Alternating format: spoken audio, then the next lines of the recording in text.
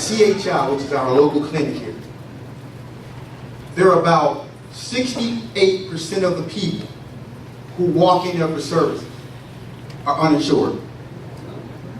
I take it, Carnal, that means about close to, out of every 10, we count about 6 or 7, closer to 7, that we can guarantee those individuals are uninsured. Now the question is, who picks up that tab? I want to talk a little bit more about CHI, Community Health of South Florida Incorporated. It's an organization that was initiated by volunteers here in South Miami-Dade County who were concerned about the non-availability of health services for a population that was not being served by the local hospitals in this area at that time. Doris Eisen, who was one of those founders, was quoted as saying, "I'm tired of these children dying on the way to Jackson Memorial Hospital."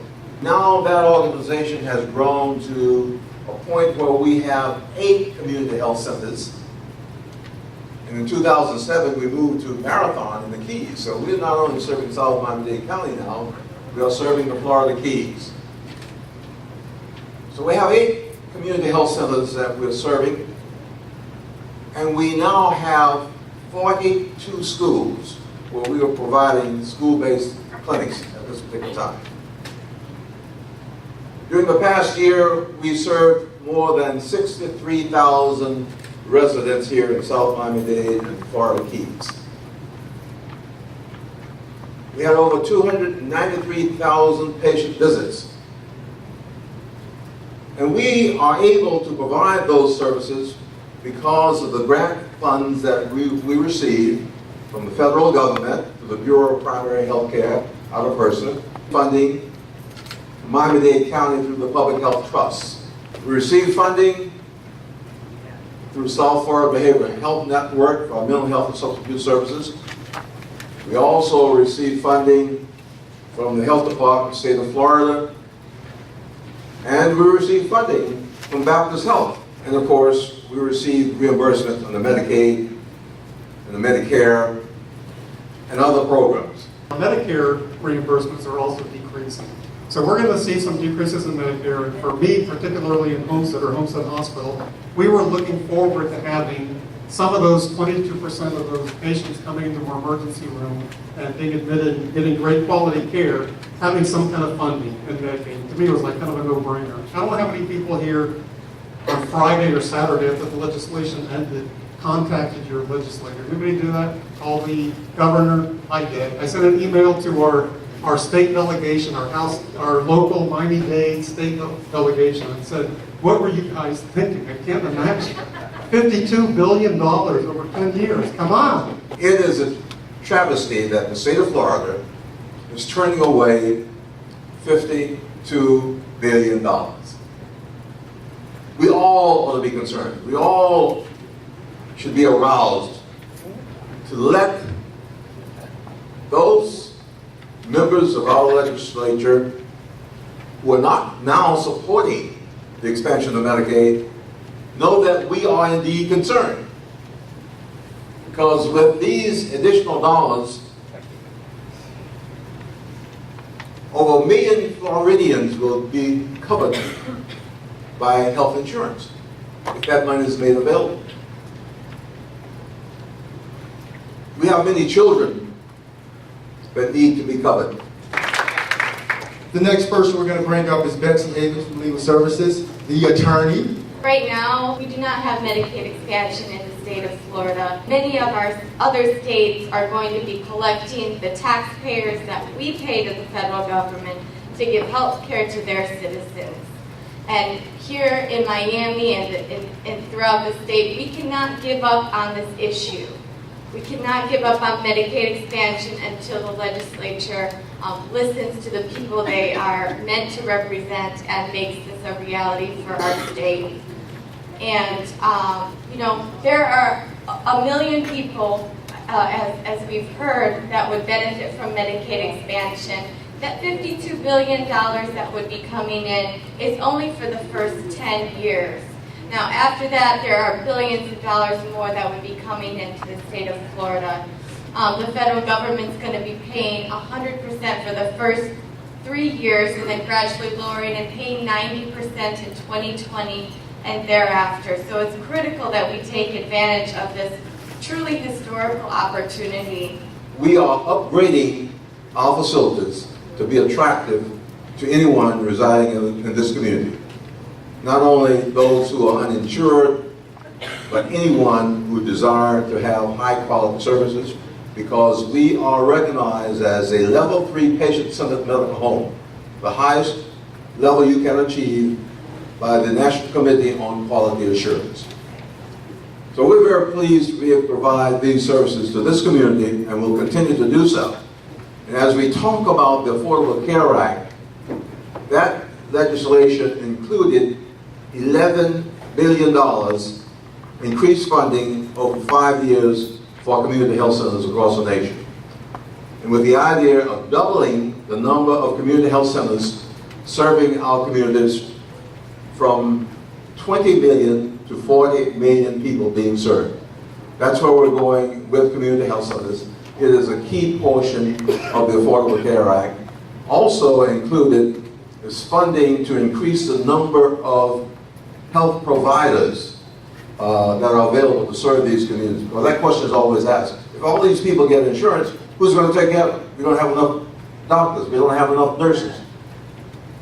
So the Affordable Care Act is addressing that with funding to increase the number of physicians, nurses, and other providers to serve those people who will become eligible for insurance under the Affordable Care Act. We in Miami-Dade, we really have the most to gain from Medicaid expansion, and we have the most to lose.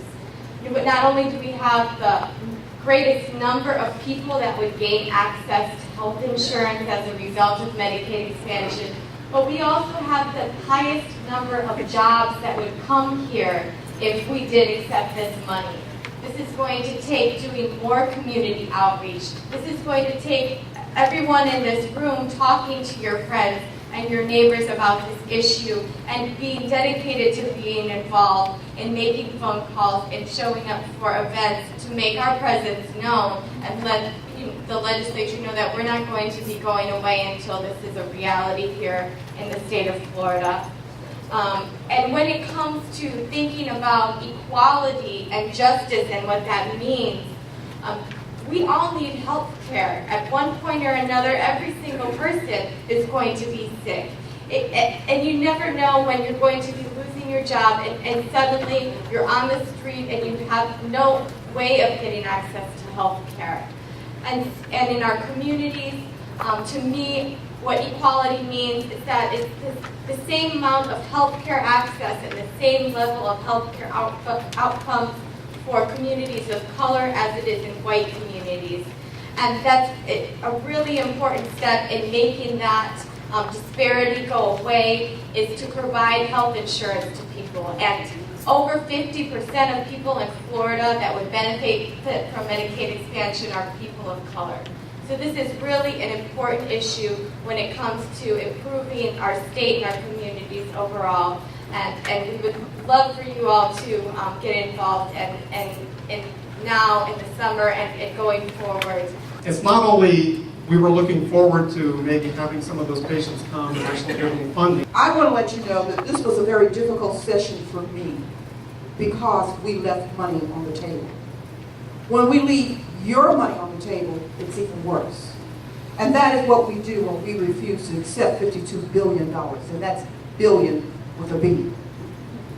We did this nonsense before. We did not have that east-west expansion in the center of the state on I-4 corridor. We allowed our tax dollars to go somewhere else before. We do not need to do this again. We, the citizens of the state of Florida, are in need of medical care. 1.2 billion people are in need of having medical care. And we can achieve that by accepting that money, which is ours. It's our money. It's not money that they're giving to us. It is monies that we have sent to Washington that's being returned to us in order to cover our citizens. We should respectfully receive it. And I encourage all of you this night, contact your state representative, which is here tonight, and who is fully in support of that, but more important than counting on just him, because in the House there's 120 representatives. You need to go on that website, identify those with the R behind their names, and start bombarding their offices with phone calls. We at Homestead, we try to give medications at least a month's supply if we know somebody doesn't have the ability to go to Walgreens or Walmart or whatever, CVS to get it. We provide that. We opened over a year ago what we call a gap clinic or a bridge clinic because we know a lot of our patients don't know how to access primary care. We're spending a lot of time trying to funnel people into medical homes and to CHIs, the good open doors, the good news of the world, and those kind of things. But we need to expand Medicaid in the state. We need to cover those million lives. 1.2 million people needing medical care in this state and don't have the ability to achieve it through their workplace is really atrocious. And we have 230,000 people in this county who are in need of coverage themselves.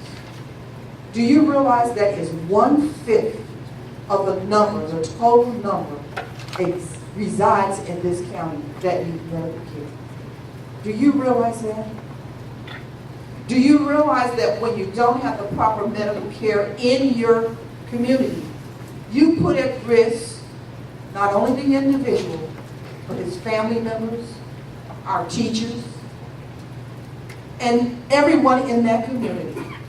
Because sometimes there are some community diseases that are transmitted through coughing, sneezing, human contact.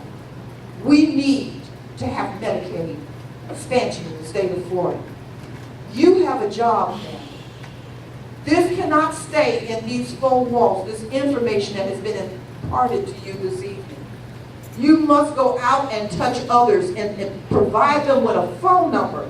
If they don't have a computer, identify at least 3 representatives in the House and have them contact those individuals and tell them they need to accept that money. Your money. Do you have $52 billion that you can give to another state? Because that's what's going to happen. I have not unpacked my bags. I am ready to go back to South Carolina.